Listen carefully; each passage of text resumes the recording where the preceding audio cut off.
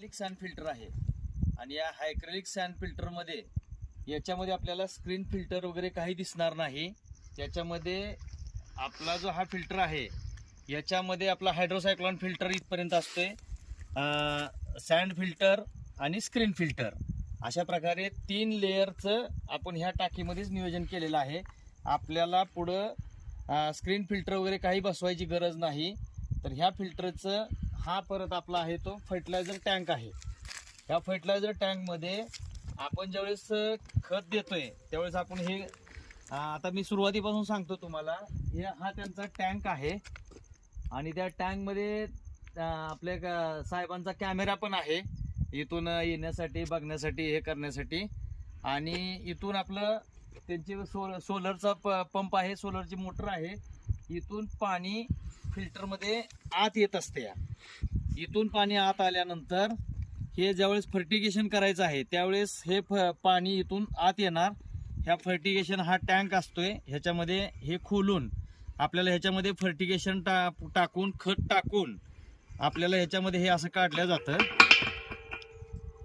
हे काढून ह्याच्यामध्ये खत टाकलं जातं आणि खत टाकून ह्याच्यामध्ये हे खत मिक्स होतं, ढवळलं जातं आणि खत एकजीव होऊन याच्यामध्ये हे असं बसून परत फिट करून बसवून ह्याच्यामध्ये हे कॉक असे ऑपरेट करून चालू करून याच्यामधून हे पाणी ह्याच्यामध्ये जाऊन खत चालू होऊन ह्याच्यामधून पाणी असं पुढे येऊन फिल्टरमध्ये जात असतं। त्यावेळेस आपण खत देत असतो त्यावेळेस प्रेशर ऑपरेटिंगसाठी म्हणून आपण हा वॉल दिलेला असतो। तर हा वॉल आपण इथं प्रेशर गेज दिलेलं असतं।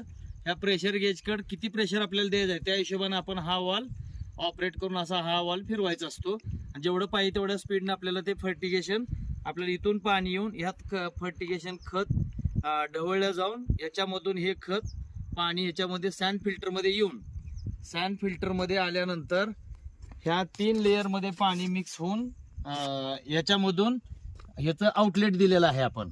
ह्याच्यामध्ये एकदम क्लिअर वॉटर, क्लिअर पाणी अशा प्रकारे फील्डमध्ये पाणी जात असते। आता ज्यावेळेस आपल्याला हा फिल्टर क्लीन करायचा आहे किंवा स्वच्छ करायचा आहे त्यावेळेस आपण काय करतो की हा जो वाल आहे, फिल्टर क्लीन करताना आपण हा जो वाल आहे तो हा वाल चालू असतो। हा वाल खालचा जो आहे तो पहिल्यांदा आपण असा चालू करून घ्यायचा। हा वाल चालू केल्यानंतर पाणी जे आहे ते आपलं खालून जाण्यासाठी सुरुवात होते। नंतर पाणी ज्यावेळेस असं इकडून येते त्यावेळेस हा वाल आपण ओपन करत असतो। हा